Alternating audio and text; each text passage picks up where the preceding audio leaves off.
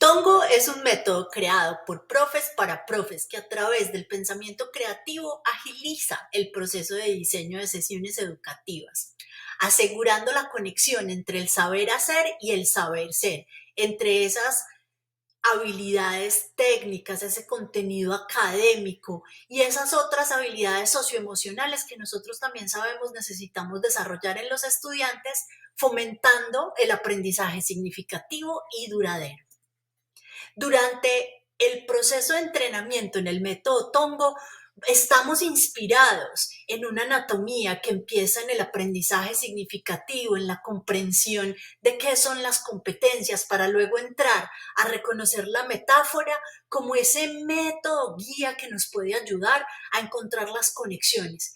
Luego hacemos una jerarquización temática para luego definir esos objetivos de aprendizaje que necesitamos para nuestra sesión y luego sumergirnos en el diseño instruccional y los indicadores que necesitamos para que el método te entregue eso que tú necesitas. En la primera parte de la anatomía del método Tongo exploramos cómo aprendemos significativamente. En esta sesión lo que hacemos es conversar sobre cómo conectamos los nutrientes que se necesitan para que se dé el aprendizaje significativo. Para ello, definimos primero el hábitat, esas definiciones que conocemos sobre aprendizaje significativo, para luego, en una segunda parte, adentrarnos en lo que son los nutrientes, esos elementos que cuando se integran dentro de la sesión de clase permiten y facilitan que el aprendizaje significativo se dé. Todas estas historias que nos cuentan, entonces, nos llevan a unas definiciones de qué es y cómo ocurre ese aprendizaje significativo. Entonces vamos a conocer un poquito sobre estas definiciones. Y bueno, pues todo lo que ustedes nos cuentan, esto ya es conocimiento que ustedes traen, estamos es como, ¿cierto?, reubicándonos en lo que ya sabemos. Cuando nos preguntamos cómo aprendemos significativamente, entonces, si lo miramos desde muchas perspectivas, por ejemplo, empezando en los sistemas de conocimiento indígena, entonces estamos hablando de un proceso que es relacional, ¿cierto? De unos elementos conceptuales que hablan de lo tradicional, de lo empírico, esas cosas que se me van revelando, como ese momento de inspiración de los que acabamos de hablar, de una transmisión que se da de alguna manera, por ejemplo, oral, experiencial, como lo que estaba pasando con las fichas, o de manera también holística. También tenemos esos conocimientos que traemos desde el constructivismo que ustedes conocen, de Dewey, de Piaget, que nos hablan de una reflexión, de un estudiante que está viviendo una experiencia que es enriquecida por lo que está pasando ahí, por las formas en las que puede conectar esos conocimientos que tiene, que trae previos, con lo que está aprendiendo. Como decía Piaget, en esos procesos de acomodación y asimilación que ocurren en su cerebro. Entonces, él tiene un montón de cosas allá metidas que le llegan otras nuevas fichas y van reorganizando eso que está pasando en su cabeza. Los chicos que se preguntaban, bueno, yo definitivamente no sé dónde vivo, entonces empiezo a traer ese conocimiento nuevo, a tener curiosidad y lo empiezo a acomodar. Y ustedes también lo hablaban, es un ejercicio que nos lo decía Vygotsky, que es contextual, ¿cierto? Está inmensamente relacionado con mi vida permanente, que no ocurre solamente en el aula, sino que se expande dentro de todos los espacios que yo habito, ¿cierto? Como estudiante.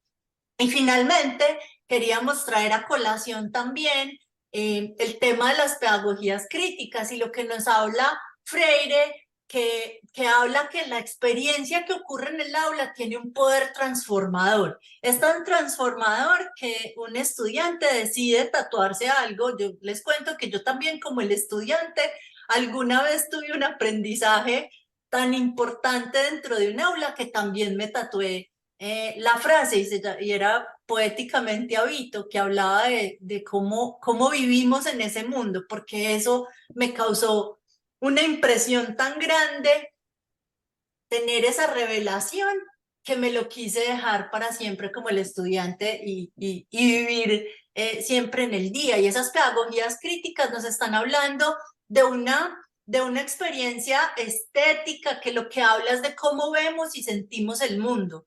Entonces, cuando yo estoy hablando sobre cómo aprendemos significativamente, estoy básicamente pensando, ¿cierto?, en un estudiante que está en un contexto, que vive una experiencia educativa importante y que está siendo motivada por alguien.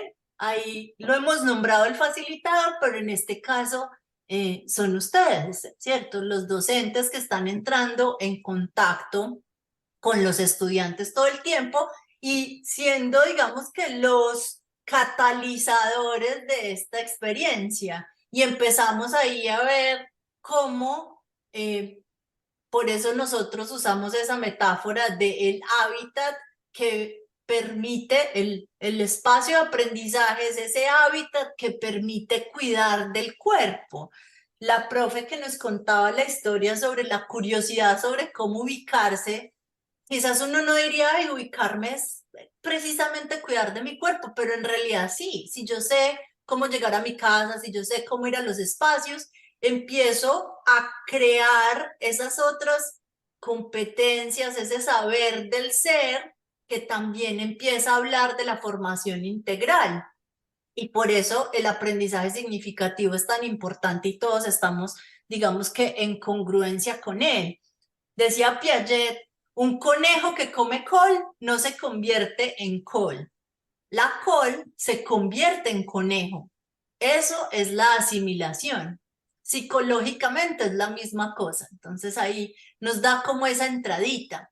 Y uno que ustedes conocen muy bien, Ausbel, dice, si tuviese que reducir toda la psicología educativa en un solo principio, enunciaría este.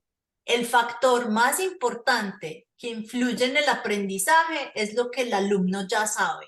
Reunimos una misma conversación, ¿cierto? Que nos habla de eso que está pasando con lo que digamos que el docente y el maestro está diseñando para promover ese aprendizaje en el estudiante y cómo podemos promover que sea de largo plazo, lo que nos decía la compañera que habló de último. El aprendizaje significativo es ese que el estudiante se puede llevar para la vida, para que lo pueda aplicar en su día a día. Y entonces ahí es cuando se conecta. Entonces estamos hablando de, pues así como para hilar lo que ustedes decían, es constructivo, está constantemente interpretando las acciones, los fenómenos, los resultados. Lo que está aprendiendo lo está integrando y lo está interpretando. Es activo, ¿cierto? Entonces todos ustedes hablaban de hacer, de un estudiante que no está pasivamente sentado ahí como recibiendo información, sino que está activamente integrando y usando esos conocimientos, se está comprometiendo con eso que está recibiendo. Es un aprendizaje que es intencional, ¿cierto? Tiene un objetivo, tiene un propósito, tiene una razón por la que nosotros lo estamos poniendo, digamos que en ese momento. Otra cosa súper importante de la que estuvimos hablando a partir de lo que ustedes están trayendo a colación, es relacional, ¿cierto? Hay una situación de relación entre el estudiante y el que está facilitando la experiencia, entre el estudiante y el contexto, entre el estudiante y el aprendizaje. Hay una relación entre estudiante y estudiante. Es auténtico, ¿cierto? Es relevante de acuerdo a lo que el estudiante siente que es relevante para él. Y por aquí también entra una palabra muy importante y fue las emociones, ¿cierto? Entonces, cuando yo empiezo a pensar en todo eso, vamos a mirar así como un, dos, tres, esos elementos. Mila. Antes de mirar, pues, y de entrada a esos elementos, vamos a tratar de, bueno, les voy a dar un pequeño ejemplo para que veamos más o menos cómo funciona este tema del aprendizaje significativo cuando yo trabajo con los conocimientos previos del estudiante. Entonces, vamos a dar un ejemplo de una clase de física y vamos a ver cómo todo lo que ocurre en este modelo de aprendizaje significativo pues va creando unas conexiones. Si yo estoy dando una clase de física y mis estudiantes ya vienen de una clase de ciencias naturales más básica, entonces ellos probablemente ya habrán visto los conceptos de temperatura, presión y conservación de la energía y tienen estos elementos, estos conceptos interiorizados, ¿cierto? Cuando estos conceptos están interiorizados, están en su sistema, en su estructura cognitiva, se conocen como subtensores. Vamos a aprendernos esta palabra. No sé si ya la habrán escuchado, pero me parece pues que es una palabra clave. Y los subtensores son conceptos relevantes que la persona, el estudiante, tiene ya en su estructura cognitiva.